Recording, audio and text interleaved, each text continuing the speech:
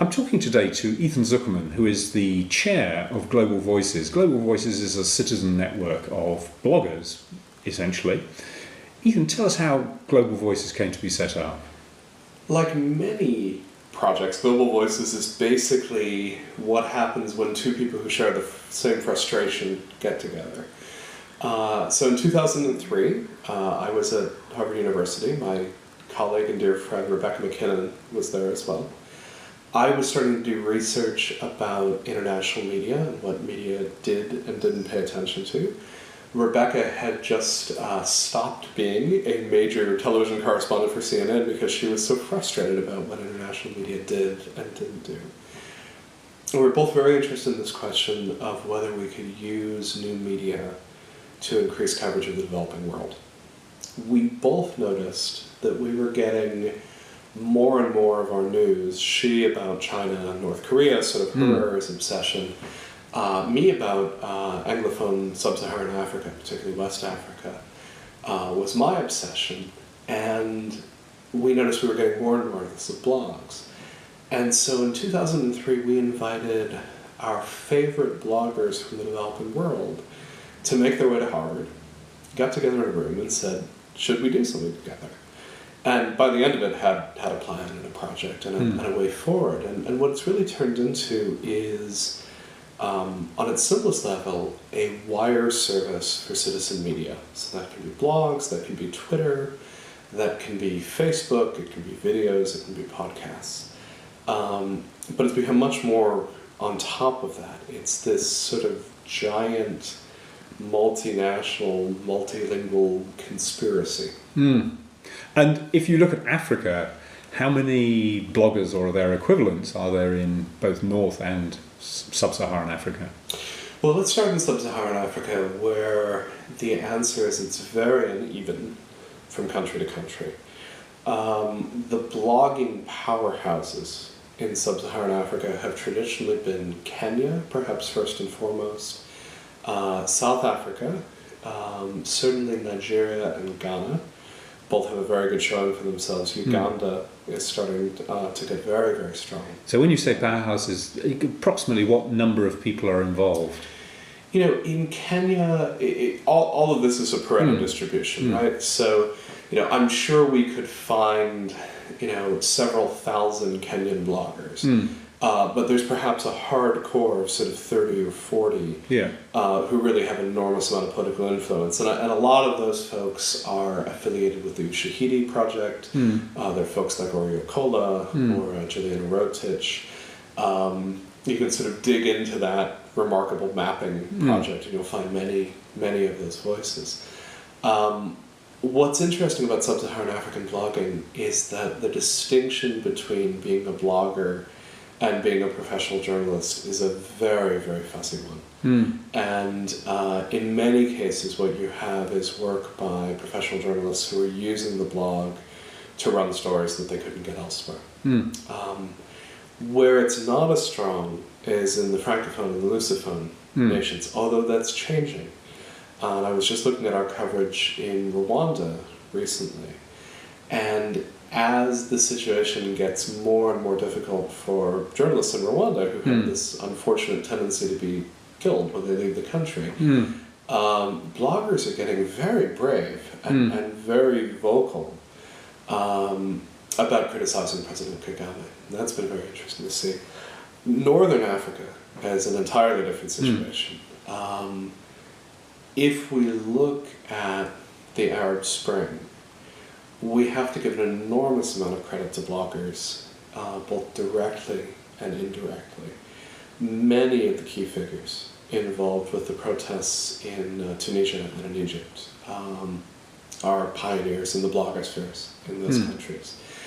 And I would make the argument that the Ben Ali government would not have fallen if it had not been for a group of bloggers, mostly in the Tunisian diaspora, called Nawat, who played just an utterly critical role in the media ecosystem there. So there... we couldn't have foreseen this, could we, though? I was saying the other day that actually, if you'd said that, you know, Facebook was going to make rulers fall in North Africa, and only a handful of bloggers would have kind of been convinced of that, really, 3 years ago. The line that I've been using is that if you put in late 2010, if you put 1,000 Middle East experts in a room together and said which country is going to lead the Arab world into a systematic revolution against its leaders, 0 out of 1,000 would have picked Tunisia. No one would have come up with it. But here's what I think happened and how it involved social media. We know that the protests start in this very small town, Sidi Bouzid, under 30,000 people. We know that the Tunisian government has a terrific history of keeping the press away from these protests. The domestic press in Tunisia is extremely docile, very easily manipulated. A tendency to sort of fence off areas where political unrest is taking place. What ends up happening is that videos of these protests make it to Facebook. They don't go viral on Facebook for a bunch of reasons. One of them being that Facebook was under very heavy surveillance by the Tunisian government. The Tunisian government for more than a year had been breaking into people's Facebook accounts, documenting their friendship networks. It would have been quite foolish for the ordinary teenager in Tunis to suddenly join the Friends of Mohamed Bouazizi Facebook group.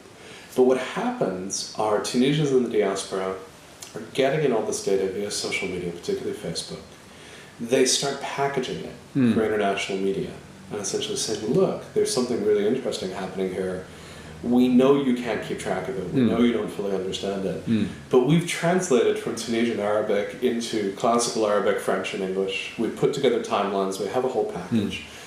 Lo and behold, Al Jazeera, which had never been able to operate freely in that country, was happy to get this programming, broadcast it, which became visible in Tunisia. Tunisia had never bothered blocking Al Jazeera because they'd never run anything that was particularly damaging about Tunisia before because they had no reporters on the ground. So suddenly you have every Tunisian who has access to Al Jazeera, which is basically all Tunisians, watching an actual protest unfold in Tunisia. It starts snowballing very, very quickly.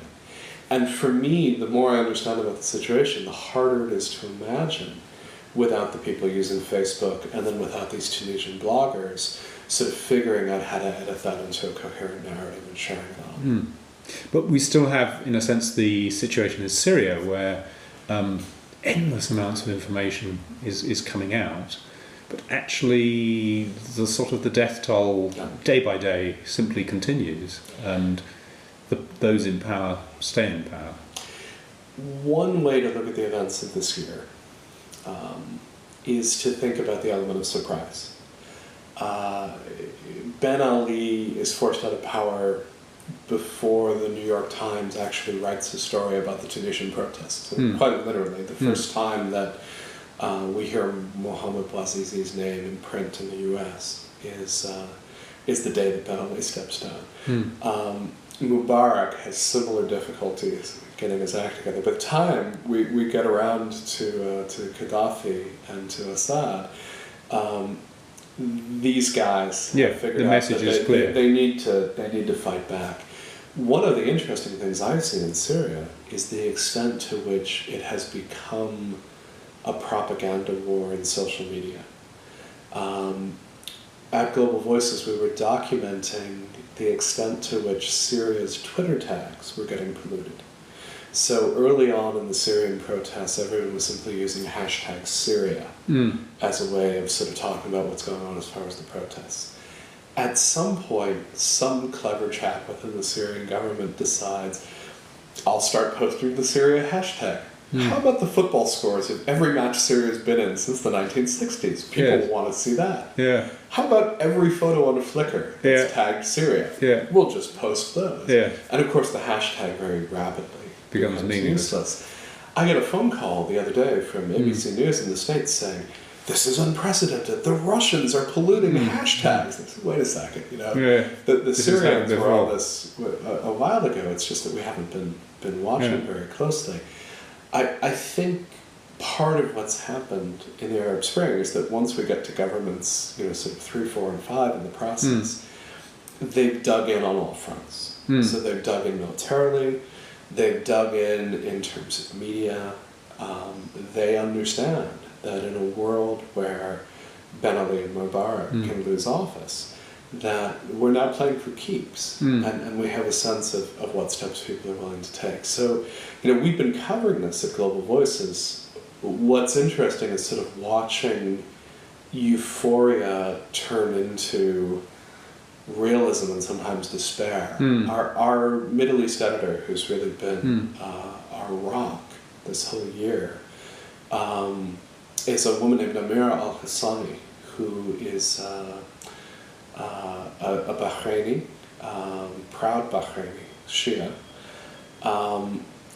And it was very, very interesting. She was sending me emails essentially saying, it's the dictator's, parting tour, I'm going to Tunisia, then I'm going to Egypt, I'll meet you in Syria next. And then, of course, Bahrain starts finding itself with sectarian violence, and she started realizing that none of this is easy. Yes. She knew Bahrain well enough to know that even if she felt like she'd like to see some changes in the ruling system, that these protests were not going to go down easily. Yes. And that as she watched this start to happen in her own homeland, sort of realized, oh wow, this is at a level of complexity where none of this stuff is going to be completely smooth and worked out by year's end. It's been fascinating to watch them from come back to sub-Saharan Africa. Yeah. What do you think the impact is on the culture and the politics of those countries where there are places which will turn into flashpoints, but there are many, many places where the politics is much more complex or much more slow-moving? We saw an interesting wave of sort of abortive protests in the wake of the Arab Spring. For me, one of the most interesting ones was in Gabon, where we saw student protests in early February, and you saw signs explicitly referencing the Tunisian Revolution. Tunisia got rid of Ben Ali, we can do the same. It got no international attention. As a result, having a somewhat harsh crackdown went largely unnoticed. And so I think it's been very, very difficult to sort of replicate. And similarly, folks in Khartoum who were hoping to through their own Facebook revolution ended up discovering that the protest organized on Facebook had been organized by state security as a way to see, hey, who will show up Yes. if we throw together this protest. That one did not go over so well. Yeah. I'm not entirely sure I buy this, but I'm going to quote my friend Calestis Juma, who's a Kenyan academic who teaches at Harvard, who says, I'm not sure we need the Arab Spring, because the truth is what we're getting is this slow democratization on the continent. That's a very hopeful view, but I look at this year's Nigerian election and sort of go, well, maybe he's got a point, actually. I'm not ready to declare it entirely free and fair, but freer and fairer than I might have hoped for. And certainly, Ghana's been on a great trajectory there. Kenya's last election was quite tragic, but we seem to be heading towards a more stable state. Is it possible that what we get, instead of this sort of widespread rebellion, is actually kind of a recognition that the changes we need are more incremental? And maybe the rebellion is left for the places where you really would need a rebellion, like in Ethiopia, like some of the states that have had the same rulers for a much longer period of time. What level of following do these citizen bloggers have in the countries you're talking about? Sometimes they get followed all the way to the point where they stop blogging anymore. Right. That's the interesting thing about being a media figure. In some of the countries where blogs are taken seriously, you have to analyze them in terms of amplification. And so in Kenya, for instance, you might have a blogger like Limo Toboy who blogs as Bangalele. He's basically the best blogger about the financial industry in Kenya. And his blog probably gets read regularly by 5,000 or 10,000 people, but many of those people have radio shows. And it's not at all uncommon to say, hey, look at what Bangalele wrote about today, and then have that go out to millions of people on the radio. And I think that's... So in a way, this isn't classic media, is it? It's not mass media. It's actually sort of networks of influence at some level. We have the same thing. Yeah. Global Voices in a good month reaches about 500,000 people. But those 500,000 people tend to be the editors of many, many international newspapers and broadcasters and so on and so forth, who are often looking to us to sort of get the stories and sort of build from there. And that was by design. Rebecca and I both understood as we started building this that we weren't going to be able to generate an audience of 50 million without, talking about Big Brother Africa or, African Idol or something along those lines. If we wanted to do the really sort of serious, here are the serious conversations people are having in this community, we had to do this as a resource for someone else to amplify. And so we see ourselves as a player in the ecosystem. We're a small little niche player. We do a very, very good job of giving you a sense of what conversations are going on in a different part of the world at a particular time. When the media lens swings around and suddenly says, let's pay attention to Kenya, we often have the content queued up. So give me a couple of examples, maybe not from Kenya, where this process of amplification has taken place, where somebody has picked something up from one of the bloggers. Well, let me give you sort of two places that, we can do more than that. The two sort of obvious ones in our recent past that we're still trying to figure out how to digest. One was during the Iranian Green Movement protests, where because it was impossible to have a media presence on the ground, UK and US television was just desperate for anyone giving views from the ground. And we were able to give quite a few views from the ground. Part of what was interesting was that because we had people on the team who speak Persian, we were getting two conflicting narratives. We were getting the English language narrative that was suggesting that everything was going to change forever and the people united wouldn't be defeated. And we were getting a Persian language narrative essentially saying, this is one neighborhood of Tehran, don't take these guys very seriously. Actually, the government is pretty well liked and has a great deal of legitimacy. And the smarter media outlets were good about providing some of that balance. The US media outlets generally were not. Certainly this year, we've been very early on the scene on much of the Arab Spring. And this was interesting. Again, we were covering Tunisia as early as December 20th. The Mohamed Bouazizi immolated on December 17th. The protests started the next day.